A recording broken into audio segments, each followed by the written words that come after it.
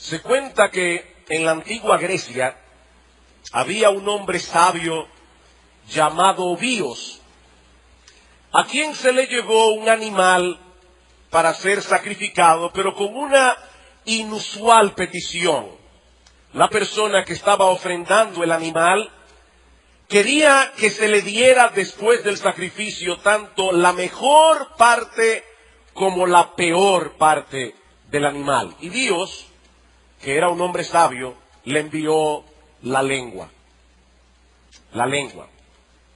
Probablemente Dios no sabía lo que la Biblia decía acerca de este tema de la lengua, pero es indudable que su visión, su perspectiva coincidía con la palabra de Dios en este punto. La lengua es la mejor parte y la peor parte del ser humano.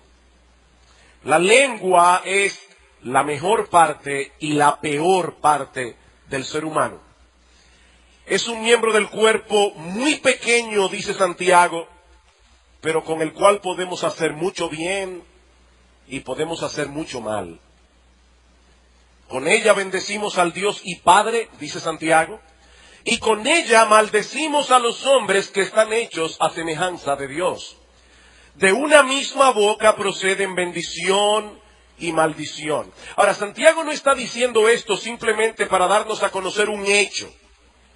Estas palabras son una amonestación para todos aquellos que profesan ser cristianos. Hermanos míos, dice Santiago, esto no debe ser así. ¿Acaso alguna fuente hecha por una misma abertura, agua dulce y amarga? ¿Puede acaso la higuera producir aceitunas o la vid higos? Para decirlo más dominicano, ¿puede una mata de plátano producir cocos? ¿O una mata de mango producir chinas o naranjas? Obviamente no. Así también, dice Santiago, ninguna fuente puede dar agua salada y dulce. Lo que Santiago está diciendo aquí es un asunto de sentido común. Una misma fuente no puede producir agua dulce y amarga al mismo tiempo. Y de la misma manera, un corazón regenerado por la gracia de Dios no debería producir simultáneamente palabras que edifican y palabras que hacen daño. Eso no debería ser así. Así que el problema no está en la lengua. El problema está en la fuente que produce lo que sale por la lengua. Es de la abundancia del corazón que habla la boca, dice el Señor en Mateo capítulo 12, versículo 34. Mis hermanos, lo que nosotros hablamos refleja el tipo de personas que somos. Es por eso que en este mismo texto de Mateo 12 el Señor dice algo bastante fuerte. Él dice en el versículo 37, por tus palabras serás justificado y por tus palabras serás condenado. Y no es que la salvación sea por obras, la salvación es por la fe, pero nosotros conocemos que alguien tiene fe por sus obras y el fruto más visible de esa fe interna que nadie ve son las palabras que todo el mundo oye. ¿Qué debe caracterizar entonces las conversaciones de aquellos que han abrazado de todo corazón el Evangelio de la gracia de Dios en Cristo? Bueno, ese es el tema que comenzamos a ver en esta mañana en los versículos 2 al 6 del capítulo 4 de Colosenses. Luego de haber expuesto las bendiciones que nosotros tenemos en el Evangelio, por el hecho de estar en Cristo y el impacto que ese evangelio debe producir en nuestro carácter y también en nuestras relaciones humanas, ahora el apóstol Pablo pasa a considerar el impacto que el evangelio de Cristo debe tener en nuestro hablar, en nuestras conversaciones, tanto nuestra conversación con Dios como nuestra conversación con los demás y específicamente con aquellos que no son creyentes. Veamos una vez más Colosenses capítulo 4, versículo 2. Allí tenemos una exhortación general. Perseverad en la oración, velando en ella con acción de gracias. Eso fue todo lo que pudimos ver esta mañana.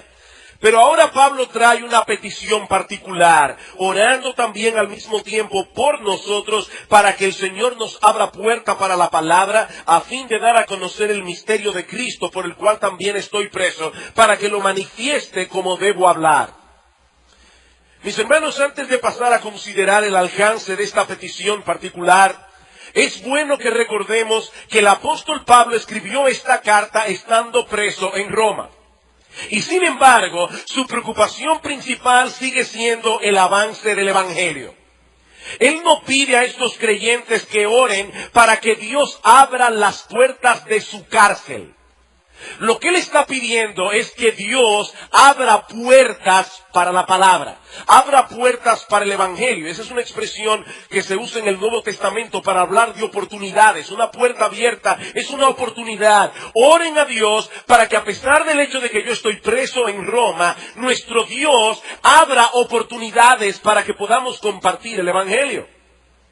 Así que el razonamiento de Pablo en la cárcel era más o menos este: Dios es soberano, yo soy su siervo, todo lo que me sucede a mí ha sido decretado por Él y está bajo su control. Así que mi deber es sacarle ventaja a esta situación en la que el Dios soberano me ha colocado para su gloria y para el bien del mundo pecador. Pablo se veía a sí mismo como un siervo, sin importar las circunstancias. Una nota interesante es que fue durante ese mismo encarcelamiento que el apóstol Pablo escribió también la carta a los Filipenses. Nosotros no sabemos cuál fue la secuencia. Estando en la cárcel, Pablo escribió Efesios, Filipenses, Colosenses y la carta a Filemón. Nosotros no sabemos exactamente en qué orden. Pero cuando nosotros leemos la carta a los Filipenses, encontramos no solamente esa misma preocupación por el avance del Evangelio, sino que también encontramos algo más. Vayamos a Filipenses capítulo 1. Filipenses capítulo 1, versículo 12. Hermanos, esta es la carta de un hombre preso. Y Pablo dice: yo quiero que sepáis, hermanos, que las cosas que me han sucedido han redundado más bien para el progreso del Evangelio, de tal manera que mis prisiones se han hecho patentes en Cristo en todo el pretorio, es decir, la guardia pretoriana que probablemente custodiaba al apóstol Pablo y a todos los demás, y la mayoría de los hermanos, cobrando ánimo en el Señor con mis prisiones, se atreven mucho más a hablar la palabra sin temor. Y en el capítulo 4, ya finalizando la carta, Pablo dice en el versículo 22, todos los santos os saludan, y especialmente los de la casa de César. Aquí está Pablo preso. Hay soldados romanos que lo están custodiando. ¿Qué hace el apóstol Pablo? Predicar el Evangelio. ¿Qué produjo eso? Que aún personas de la guardia pretoriana y personas que trabajaban directamente en la casa del César se habían convertido al Señor. Ahora, yo sé que lo que voy a decir ahora es una mera especulación. Es una mera especulación. Pero cabe preguntarse si lo que sucedió en Roma con el progreso del Evangelio habrá sido el fruto de las oraciones de los colosenses por Pablo. Pablo escribe una carta y dice: oren a Dios para que Él me abra puertas, para que Él me dé oportunidades. Y en la carta a los Filipenses dice: miren, hermanos, lo que ha sucedido con el Evangelio estando yo preso en Roma. Hermanos queridos, cosas ocurren cuando los creyentes oran. Porque el Dios soberano ha decretado usar la oración como un medio para llevar a cabo sus decretos. Y recuerden que Dios no nos pide que descifremos el misterio de su providencia. Dios nos pide que lo obedezcamos. Y Él nos dice en su palabra que debemos orar por aquellos que ministran la palabra de Dios. ¿Para qué? Para que Dios quite cualquier obstáculo que se ponga por delante y ellos puedan proclamar, dar a conocer el misterio de Cristo, dice Pablo en el versículo 3. Y no olviden, mis hermanos, que cuando se usa la palabra misterio en el Nuevo Testamento no se está hablando de alguna enseñanza esotérica que solamente una élite intelectual puede conocer. No, la palabra misterio simplemente significa una verdad que no fue totalmente revelada en el Antiguo Testamento, pero que ahora en el Nuevo Dios la revela a través de los apóstoles. Y en este caso en particular, Pablo se refiere al misterio de Cristo, es decir, el misterio de su obra de salvación, de esa obra de salvación que Dios llevó a cabo a través de la encarnación, muerte y resurrección de nuestro Señor Jesucristo. Y mis hermanos, eso nos muestra algo sumamente importante en cuanto a lo que significa predicar el Evangelio. ¿Qué es predicar el Evangelio? Bueno, dar nuestro testimonio no es predicar el Evangelio. Y yo no estoy diciendo con eso que esté mal que nosotros podamos compartir nuestro testimonio con alguna persona que nos pregunte cómo fue que tú llegaste al conocimiento del Señor. Pero dar testimonio no es evangelizar. Compartir nuestra experiencia cristiana con otros no es evangelizar. Presentarles a las personas a Jesús como la panacea para todos los males humanos y como la fuente de una vida de prosperidad. No, eso no solamente no es evangelizar, eso es una mentira. ¿Qué es evangelizar? Mis hermanos, a menos que demos a conocer el plan diseñado por Dios para salvación, el cual tiene como centro a la persona y la obra de nuestro Señor Jesucristo, el Dios encarnado. A menos que hagamos eso, nadie puede ser salvo. Nadie puede ser salvo. Sin Cristo no hay evangelio. Sin evangelio no hay salvación. Y fue por proclamar ese evangelio que Pablo terminó preso en Roma. Dice, dar a conocer el misterio de Cristo por el cual estoy preso. ¿Saben qué nos enseña, mis hermanos, esta experiencia de Pablo? Nos enseña varias cosas. Primero, que Dios no promete librarnos de dificultades mientras estemos haciendo su voluntad. Dios no promete librarnos de dificultades mientras estemos haciendo su voluntad. Lo que Dios promete es guardarnos en medio de los problemas para que ninguna cosa pueda robarnos el mayor bien que nosotros tenemos por el Evangelio. Y el mayor bien es Dios mismo. Dios no promete librarnos de dificultades. Vayan conmigo a Filipenses otra vez.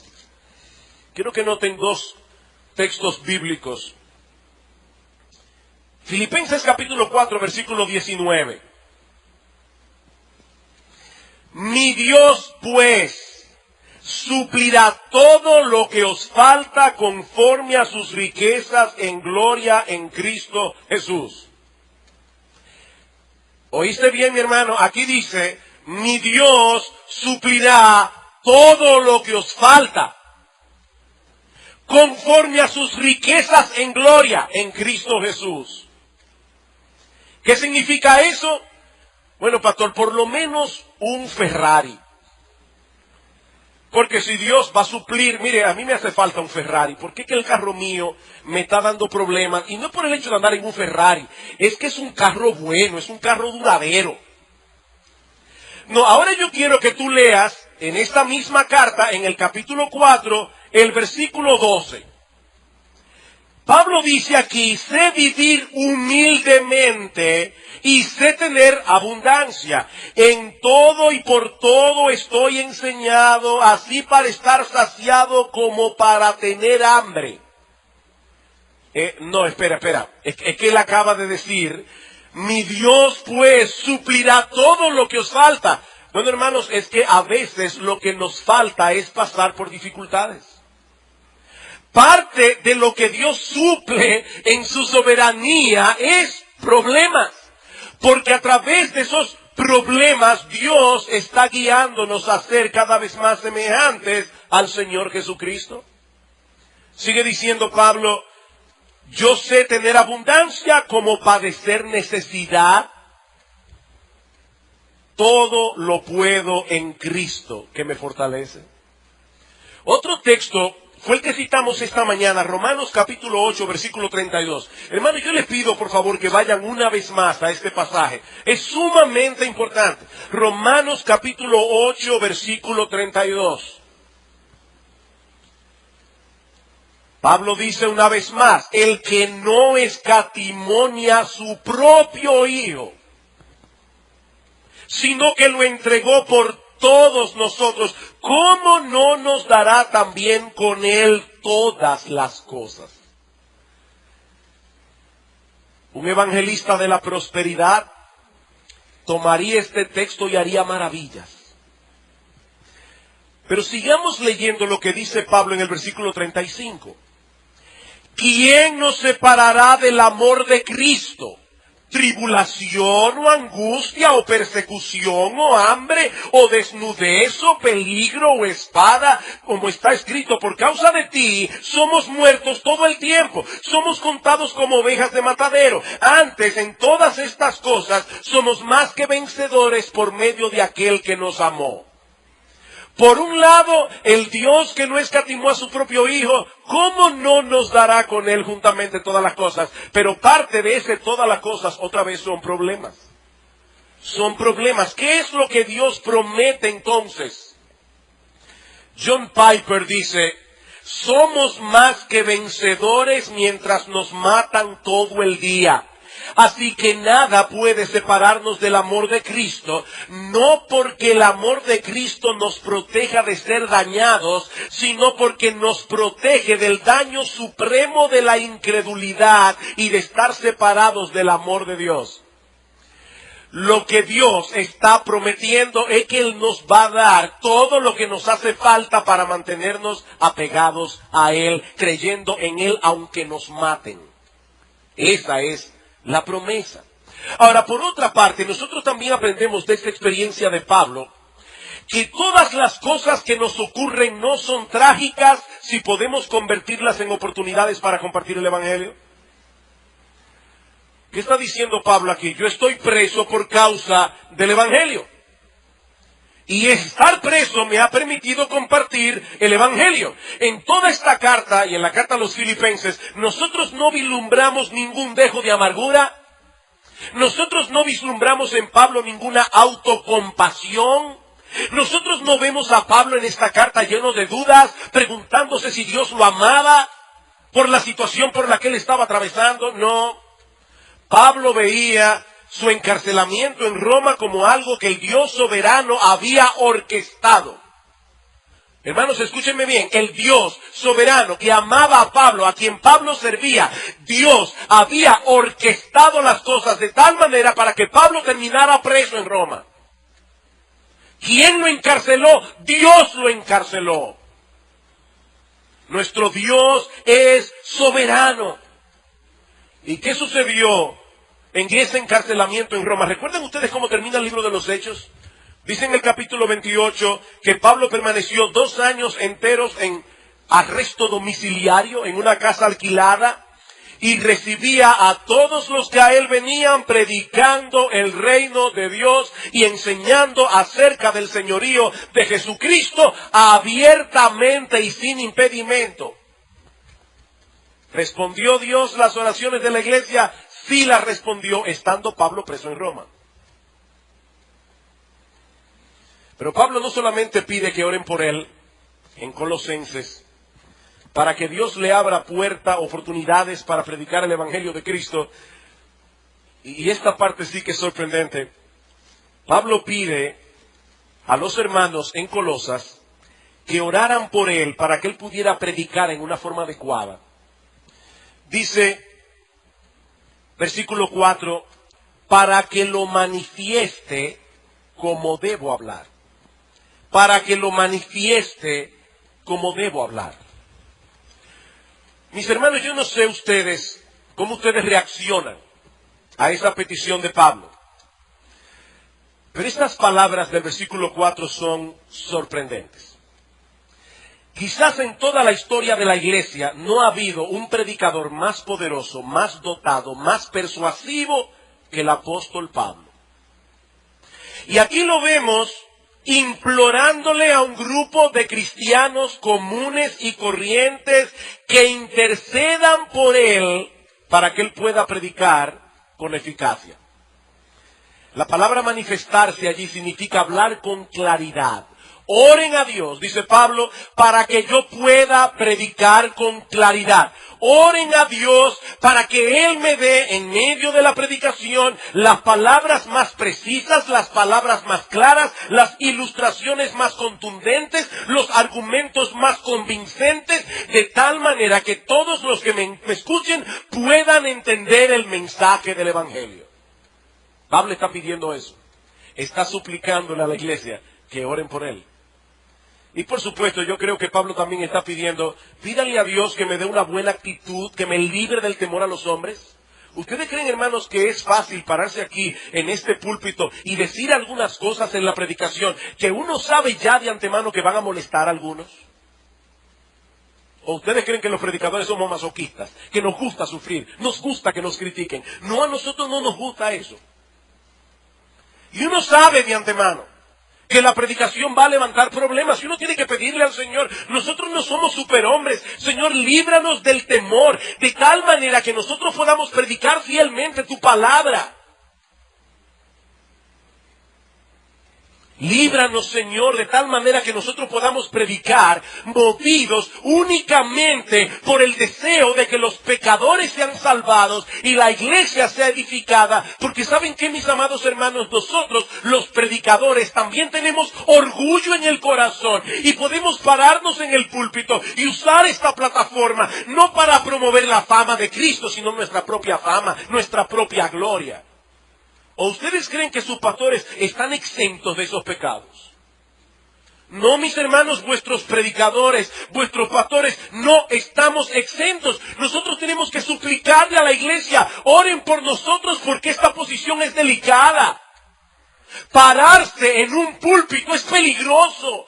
Tener tantos ojos encima de uno, mis hermanos, eso es peligroso. ¿Cuántos siervos de Dios no se han corrompido por eso? Por una mala motivación. Oren por sus pastores, oren por sus predicadores. Mis hermanos, eso es lo que todo predicador y pastor necesita. Que las iglesias supliquen a Dios por ellos. No solamente para que Dios les abra puertas para predicar el Evangelio. Para que puedan aprovechar esas oportunidades predicando la palabra con poder. Para la gloria de Cristo, para la salvación de los pecadores, para la edificación de los creyentes. ¿Saben una cosa, mis hermanos? Predicar con claridad no es una tarea fácil. No es una tarea fácil. Y más de una vez, yo le doy tanta gracias al Señor por mis pastores, porque más de una vez me han dicho después de una prédica en la semana cuando nos reunimos, estás predicando complicado.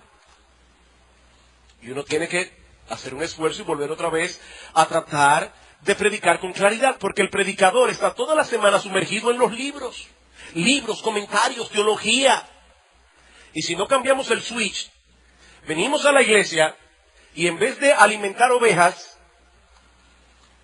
estamos dando una cátedra compleja que solamente algunos entienden. Decía Spurgeon, Cristo nos llamó a alimentar ovejas, pero algunos parece que alimentan jirafas.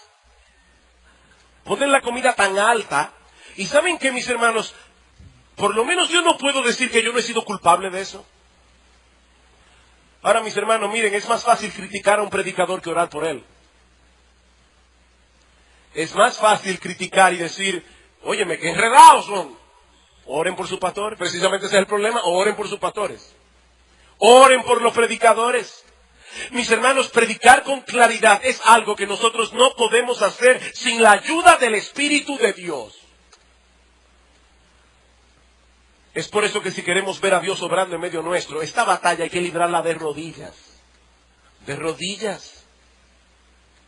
Oremos, hermanos, con un sentido de urgencia por aquellos que ministran la palabra de Dios. Porque si hay algo que este mundo y las iglesias necesitan, son hombres fieles que proclamen el Evangelio con claridad, con poder del Espíritu Santo, respaldados por un ejército de hombres y mujeres que oran por Él. Y yo le doy muchas gracias al Señor por esta iglesia en ese sentido. Yo sé que aquí hay hermanos que día tras día nos llevan en oración. Por eso cuando lleguemos al cielo y comiencen a repartir las coronas, miren hermanos, van a haber sorpresas. Van a haber sorpresas. Estamos esperando que mencionen a los predicadores. Y de repente mencionan el nombre de una hermana de tu iglesia que tú ni sabías que estaba ahí. Y la llaman primero.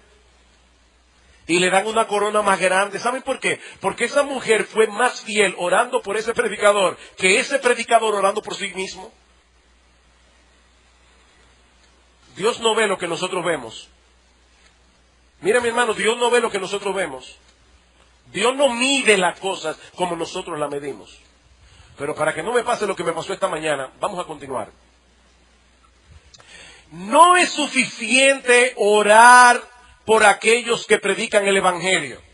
Todos nosotros tenemos una responsabilidad en lo tocante a este asunto, y es lo que Pablo sigue diciendo en los versículos 5 al 6. Dice Pablo, andad sabiamente para con los de afuera, redimiendo el tiempo, sea vuestra palabra siempre con gracia, sazonada con sal, para que sepáis cómo debéis responder a cada uno. En los versículos anteriores vimos la oración del cristiano, en el versículo 5 y 6 vemos el testimonio del cristiano. Cuando Pablo habla aquí de andar sabiamente para con los de afuera, se está refiriendo que debemos conducirnos con sabiduría delante del mundo incrédulo, delante de aquellos que no son cristianos. 1 Corintios 15, versículos 12 y 13, Pablo dice, Dios juzgará a los que están fuera. ¿No podéis vosotros juzgar a los que están dentro? Hablando de la disciplina eclesiástica. Así que, cuando Pablo dice aquí, debemos andar sabiamente para con los de afuera, de lo que Pablo está hablando es de nuestro testimonio en el mundo y de compartir nuestra fe con otros. ¿Y qué nos dice Pablo al respecto? Bueno, básicamente 4 cosas. En primer lugar, que debemos conducirnos sabiamente. Y ya Pablo había mencionado este asunto de la sabiduría en la carta anteriormente. En este caso en particular, Pablo probablemente se refiere a la sabiduría que necesitamos para discernir a quienes debemos hablar y a quienes no debemos hablar. Es verdad que todos tenemos que luchar con el temor de compartir el Evangelio. Y si usted nunca ha tenido miedo de compartir el Evangelio con un incrédulo, de verdad, hermano, y esto no es irónico, te felicito, yo no puedo decir lo mismo, lamentablemente. Ahora, Pablo está diciendo aquí que si bien es cierto que nosotros debemos tener coraje para compartir el Evangelio, al mismo tiempo debemos tener sabiduría. Y en parte, esa sabiduría es necesaria para saber cuándo debemos hablar y cuándo debemos callar. Cristo dijo, no le echen las perlas a los puercos. Hay momentos en que lo mejor que podemos hacer es callar. Las condiciones no están dadas para que prediquemos el Evangelio. Probablemente se va a tornar en una burla que lo que va a traer es más blasfemias al nombre de Dios. Si usted está rodeado de escarnecedores, hermano, lo mejor es que procure alcanzar a cada escarnecedor individualmente. Porque lo que generalmente ocurre, déjenme darles un secreto aquí. Los impíos le tienen miedo a los impíos. Y sobre todo los escarnecedores le tienen miedo a los escarnecedores. Esto es como el chismoso. Cuando el chismoso se va de una reunión, se va temblando. ¿Por qué? Porque él cree que van a chismear de él. Como decía una hermana que ya no está aquí, una hermana de la iglesia, decía, bueno, en vuestras bocas quedo. El chismoso se va de los sitios con temor. Bueno, pues lo mismo le pasa al escarnecedor. Cuando tú estás predicando el Evangelio, el escarnecedor no va a querer dar la impresión de que te está escuchando, porque él sabe que también él va a ser objeto de burla y él le tiene miedo a los otros escarnecedores. Así que nosotros necesitamos sabiduría, Señor. ¿Cuándo debo hablar, Señor? ¿Cuándo debo callar? Señor, ¿cuándo debo actuar con coraje? ¿Cuándo debo actuar con prudencia? Debemos actuar con sabiduría. En segundo lugar, debemos estar alertas para aprovechar las oportunidades. Esa es la idea de redimiendo el tiempo. Dice en el versículo 5, andad sabiamente para con los de afuera, redimiendo el tiempo. Ya Pablo había dicho esto antes en Efesios capítulo 5. Dice en el versículo 15, mirad pues con diligencia cómo andéis, no como necios, sino como sabios, aprovechando bien el tiempo, porque los días son malos. Noten que allí conecta de nuevo la sabiduría con redimir el tiempo. Esa palabra que se traduce como aprovechar o redimir, significa literalmente comprar. Y es usada en el texto para transmitir la idea de sacarle el máximo provecho a una cosa. En este caso, sacarle el máximo provecho al tiempo. Ahora, el tiempo del que Pablo está hablando aquí no es el que se mide con reloj.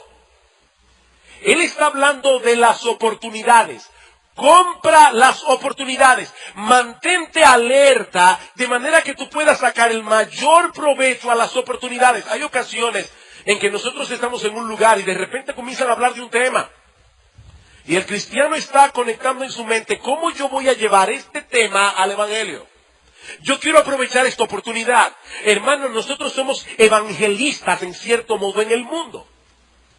Y tenemos que ir por la vida aprovechando el tiempo. El hombre sabio examina cuidadosamente sus pasos para ver cómo puede aprovechar al máximo cada oportunidad que se le presente. Para crecer en su vida espiritual, para desarrollar una relación cada vez más íntima con Cristo, para mostrar por medio de su vida la gloria del Evangelio, para edificar a otros, pero en este caso para atraer a otros a Cristo. Redimiendo el tiempo. Este hombre sabe que tiene una sola vida que vivir y él la quiere aprovechar al máximo. Alguien publicó una vez el siguiente anuncio: perdida ayer en algún momento entre el amanecer y el atardecer, 2 horas de oro, cada una engarzada con 60 minutos de diamantes. No se ofrece recompensa porque se han ido para siempre. Mi hermano, el tiempo que tú perdiste se fue. Ya se fue. La oportunidad que perdiste se fue. Ya no está.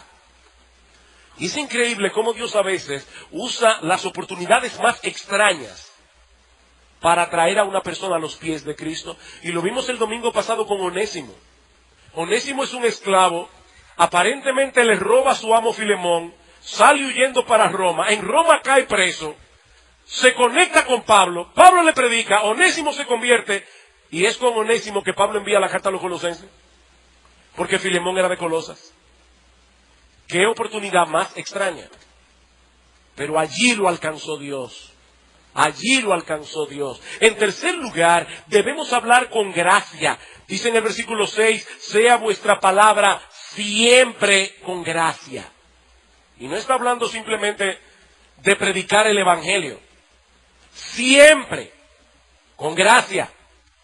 No importa que estemos hablando de economía, que estemos hablando de deporte, no importa que sea confrontando al individuo que se te metió en la línea.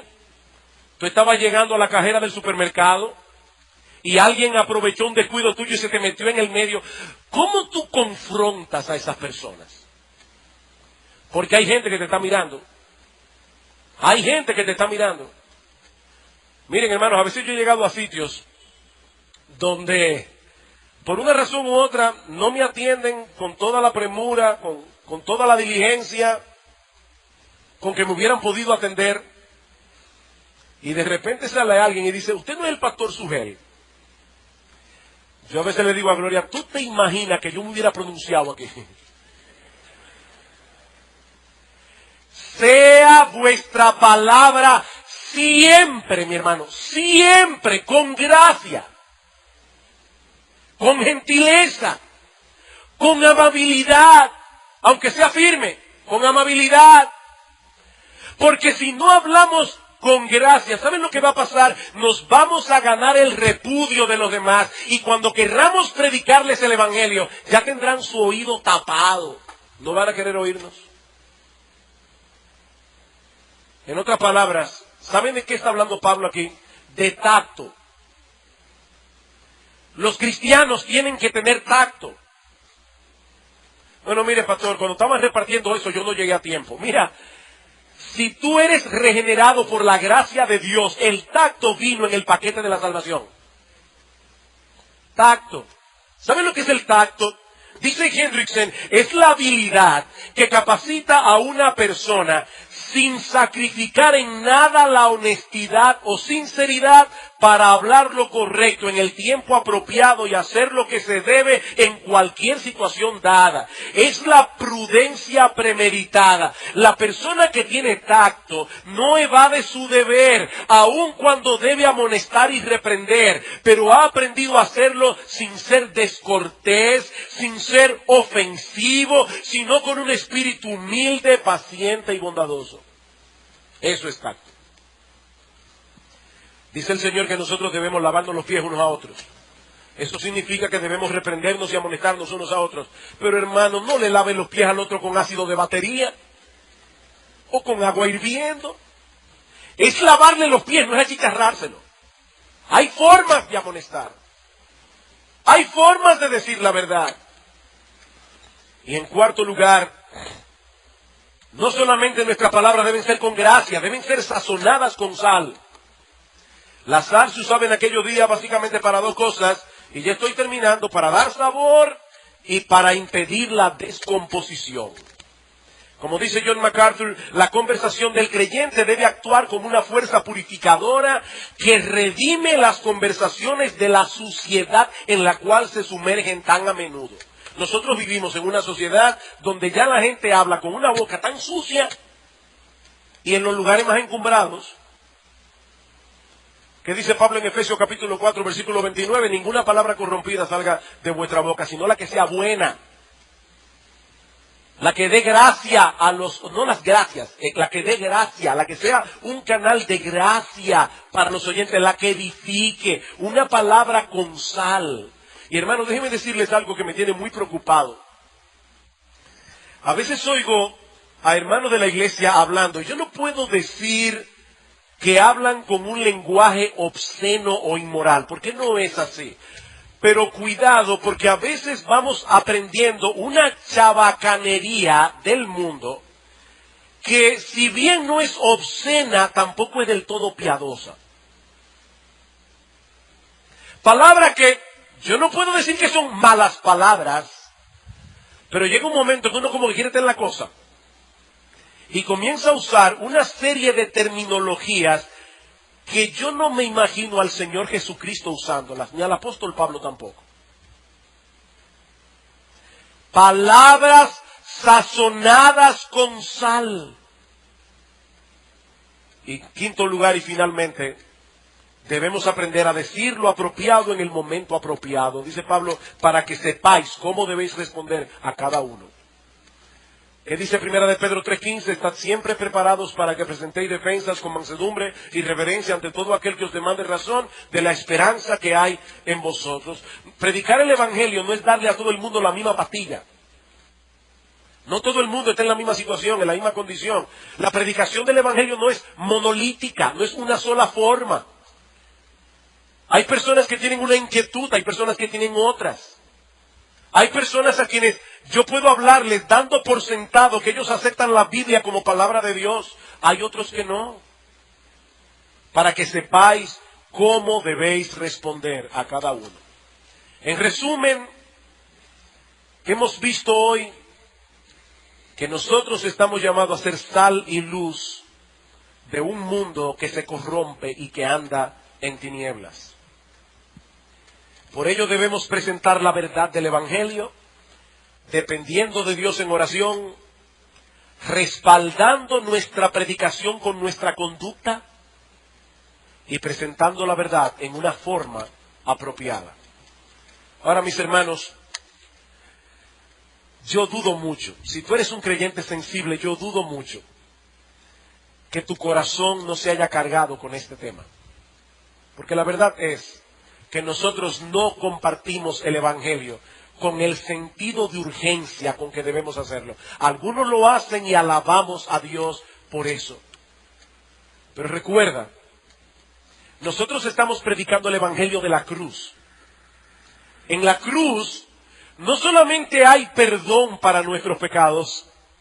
Señor, perdona mis pecados y ahora vamos a participar de la cena. Este es un buen momento para decir, Señor, yo no he estado aprovechando las oportunidades para compartir el Evangelio. O yo no he estado hablando con gracia. Me he estado irritando, sobre todo con las personas que están más cerca. Perdóname, Señor. Recuerda que en la cruz no solamente hay perdón, están también los recursos para que nosotros podamos seguir corriendo la carrera y avanzando en el camino de la santidad.